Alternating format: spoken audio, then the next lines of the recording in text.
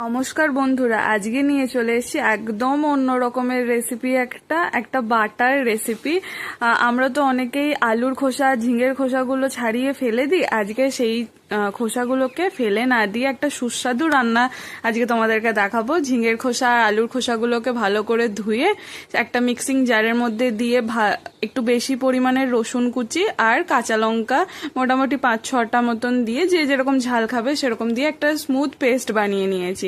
তারপর কড়াইতে তেল গরম করে গোটা জিরে, কালো জিরে আর কাঁচা লঙ্কা ফোড়ন দিয়ে যে পেস্টটা বানিয়েছিলাম সেটা দিয়ে ভালো করে একদম কষিয়ে নিয়েছি। দেখো, তারপর নুন, হলুদ আর সামান্য একটু চিনি দিয়েছি যাতে ব্যালেন্সটা হয় স্বাদটার, তাই জন্য ভালো করে একদম কষিয়ে নিয়েছি। যখন দেখছি একদম শুকনো শুকনো হয়ে গেছে তখন সার্ভ করেছিলাম। আমি গরম ভাতের সাথে খেয়েছিলাম। এটা যে না খাবে সে কিন্তু বুঝতে পারবে না এর স্বাদটা কতটাই ভালো।